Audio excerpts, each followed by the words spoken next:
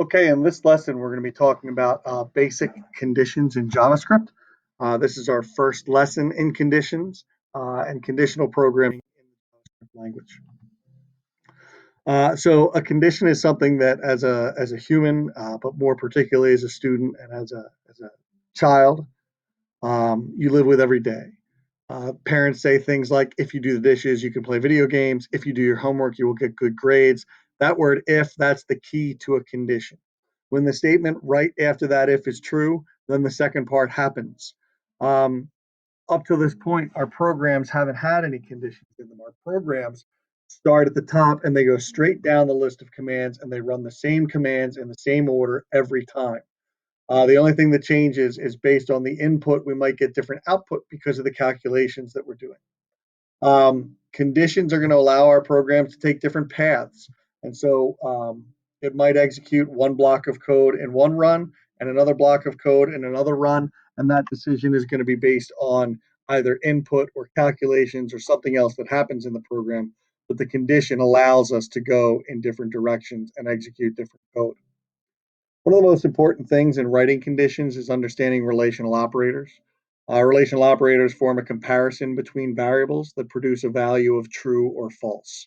We've got 6 relational operators that we want to worry about or learn about, and that is greater than, less than, greater than or equal to, which we write just like we say greater than or equal to, less than or equal to. Not in JavaScript is an exclamation point, so this reads as not equal to. And then down here we have equal to, and notice the double equal sign. Up till this point, we've seen a single equal sign for assignment where we say set x equal to 5. Now, when we use a double equal sign in that environment, we're saying is x equal to 5. So single equal sign is assignment, double equal sign is comparison. And inside of a condition, we want to be doing comparison. So please be careful to use double equal signs. I will continue to point them out as we go through the presentation. Okay, here's just a couple of examples. Var x and y, x is equal to 4, y is equal to 6. So our first expression says, is x less than y? Is 4 less than 6? The answer to that is yes. So it is a true statement. Is x plus 2 less than y? Is 4 plus 2 less than 6? Is 6 less than 6? The answer to that is no. So it is a false statement. X is not equal to y. 4 is not equal to 6. That is true. So it is a true statement. X plus 3 is greater than or equal to y. 7 is greater than or equal to 6. Yes, that is a true statement. Y is equal to x. Notice the double equal sign there. 4 is equal to 6. The answer to that is no, so it is a false statement. And finally, is y equal to x plus 2? Is 6 equal to 4 plus 2? The answer to that, yes, so it is a true statement. Okay, now we're going to do a little bit of practice on your own. You may have a worksheet. If you do, you can stop the video at this point and you can answer question 1, numbers A through H. If you don't have the video, these are the same problems right here. Either way, pause the video, answer these questions that are right in front of us here. There's 8 of them. And for each one of them, what you should be doing is writing true or false based on the information that's given. So pause the video now. Okay, so let's get to the answers then. Is 10 greater than or equal to 5? Yes, it is. So that statement is true. Is 42 not equal to 24 times 2? Well, 24 times 2 is 48. 42 is not equal to 48, so that is a true statement. Is age less than or equal to 42? Well, we look up top and we see that age is 42. So is 42 less than or equal to 42? It is. So that's a true statement. Is min GPA greater than 3.2? Well, min GPA is 3.2. Is 3.2 greater than 3.2? It is not, so that is a false statement. Next one's a little difficult. Is yes, no equal to y? Notice the double equal sign for comparison. You might be tempted to say this is true, but in programming, there is a difference between a capital Y and a lowercase y. It was originally set equal to a capital Y, which makes it not equal to a lowercase y, so this statement is false. Next one, username equals Aladdin. Again, notice the double equal sign for comparison. Up top, up here, there's a single equal sign for assignment. Down here, there's a double equal sign for comparison. It happens to be that username is Aladdin, so this one becomes true. Next one, age is less than or equal to max age. Max age is 35, age is 42. 42 is not less than or equal to 35, so that statement is false. And finally, GPA is greater than or equal to min GPA. GPA is 3.5, min GPA is 3.2. That statement is in fact true. Okay, so the next step then is that we have to get to being able to write things in code that we're used to seeing in English. So now we've got some phrases, some English phrases here, and we're going to ask you to write the JavaScript conditions. You'll get to make up your own variable names. They should be meaningful.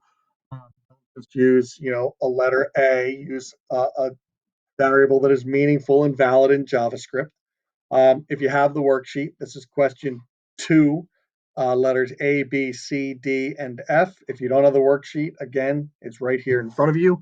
Either way, what I'd like you to do is pause the video and solve these problems, and then you can start up again. So pause the video now. Okay, so the player score is less than or equal to 0. I'm going to choose a variable called score, and I'm going to write score is less than or equal to 0. The audition number is greater than 100. So I'm going to write that as odd num greater than 100. Again, you may have a different variable over here. As long as it's a valid variable, that's great. The password is equal to let me in.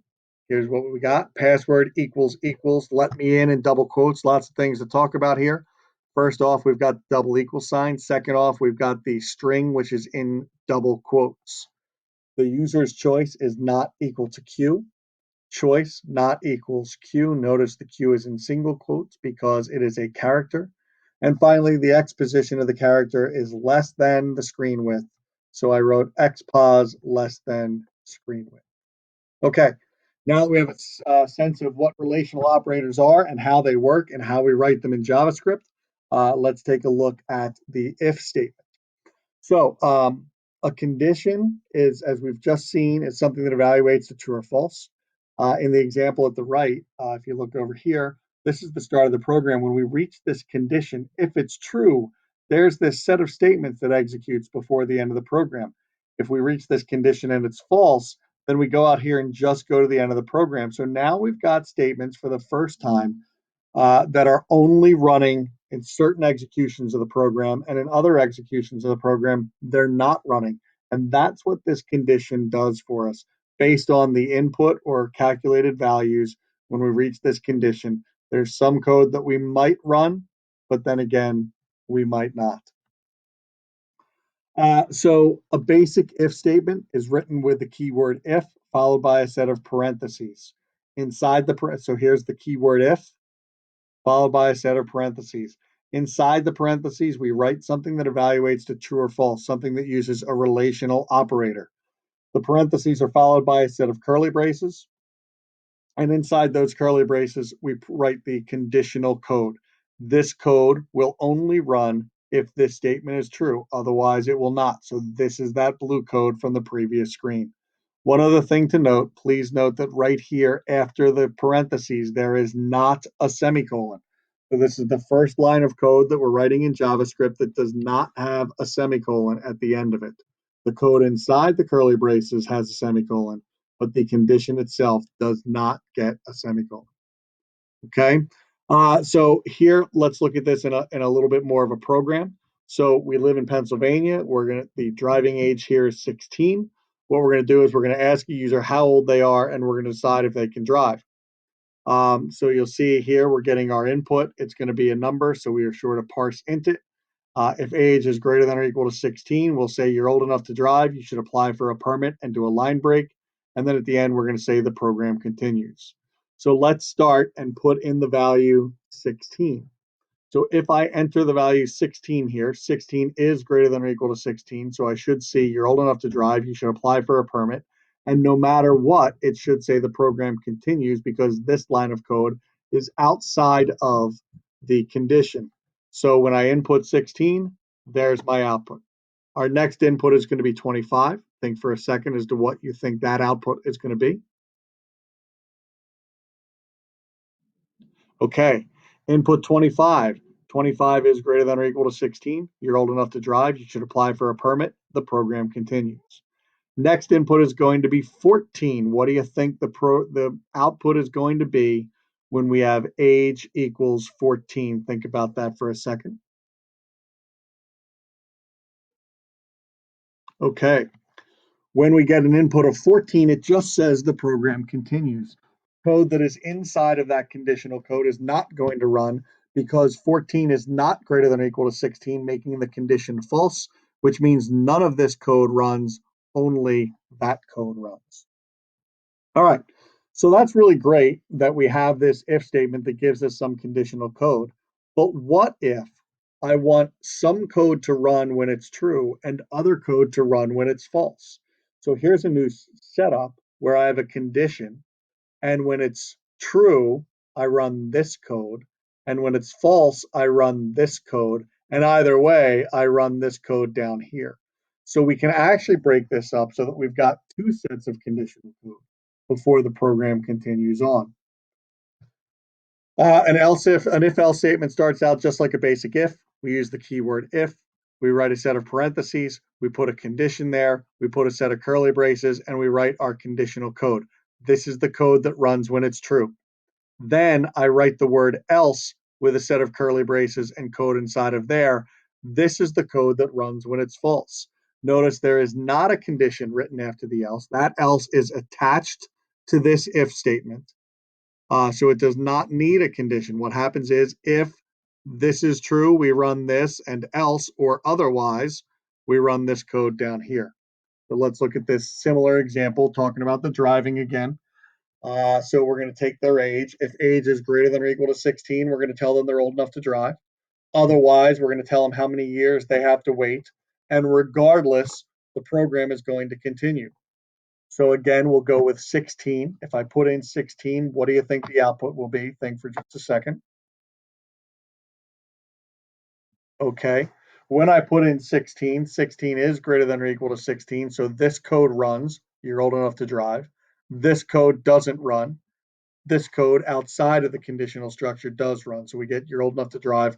The program continues. Again, we'll put in 25. Think what the output's going to be. Okay. Here we go. Here's 25. You're old enough to drive. The program continues. So just like it was when it was 16. Last time now, we're going to put in 14 again. What will be the output when I put in 14 for age? When we put in 14, 14 is not bigger than 16, which makes it false. So this code doesn't run, but this code does run. You have to wait 2 years to drive. The program continues. I think an important thing to note is that these two lines of code, these two sections of code, can never both run. Either this code will run or this code will run. And once again, inside these curly braces, you can write as many lines of code as you want. All right, one last thing that comes in when we talk about comparisons and conditions is the idea of divisibility. And so we're going to be introduced to a new mathematical operator here, and that's the modulus operator. So back when you were younger, if you remember when we did 2 into 11, we would say, okay, we're going to put 5 here. 2 times 5 is 10. We subtract that 10 from 11, and we get a remainder of 1. So when 11 is divided by 2, the quotient is 5, the remainder is 1. Now, programs in JavaScript, if I do 11 divided by 2, they don't give me remainders, they give me decimals, 5.5. I can force an integer quotient by parse inting that, which would be 5. But if I want the remainder from old school division, then I would need to use the modulus operator here, which is the percent sign. So 11 mod 2 is like saying, what is the remainder when 11 is divided by 2? So this gives me that 1. So here's another one. 25 divided by 20 is 1.25. If I force that to be an int, it's just 1. And then this asks, what is the remainder when 25 is divided by 20? Well, 20 goes into 25 one time, leaving me with 5. So the remainder is 5 from that modulus operation. We can use modulus to determine if a number is divisible by another number, because if there's no remainder, then it's divisible. So we've got an input of 10 here. We're going to check the modulus of 10 modulus 5. Well, 5 goes into 10 two times. There is no remainder. In other words, it is a remainder of 0. So if 10 mod 5 equals 0, it's divisible by 5, and otherwise it's not divisible by 5. Okay? So we can use that modulus. I can put any number that I want here and check it against a result of 0 to decide if the number is divisible by another number. So you'll see that in some of your practice problems. Okay, here's a practice problem. It says ask a user to guess a number from 1 to 10. If they got the number, let them know they're correct, and otherwise let them know that they are incorrect. Once again, as always, go out to cs.mickeyengel.com, go under JavaScript and click basic conditions. That's where this link takes you. And it's got all kinds of notes and samples and lecture code and things for you to look at and links to other places. And then again, you should be clicking on the more practice icon, because from that same page is a list of practice problems of increasing difficulty, level 1, level 2, level 3. At this point, again, I'm going to ask you to pause the program until you've completed the practice problem. Pause this video, try this practice problem somewhere else on your computer, get it to run, and then come back to the video to see the solution. So pause your video now.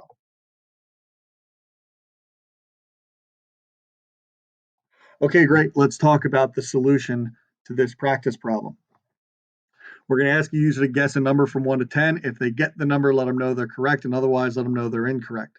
So I started this by creating a random number between 1 and 10. So math.random times 10 plus 1 parse inted is the number I'm trying to get them to guess.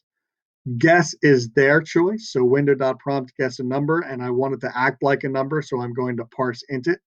And then I say if num equals guess, once again, double equals for comparison. If they are equal, then write you guessed the number, and otherwise write you were not correct, the number was, and show them what the number was. All right, so that is basic conditions.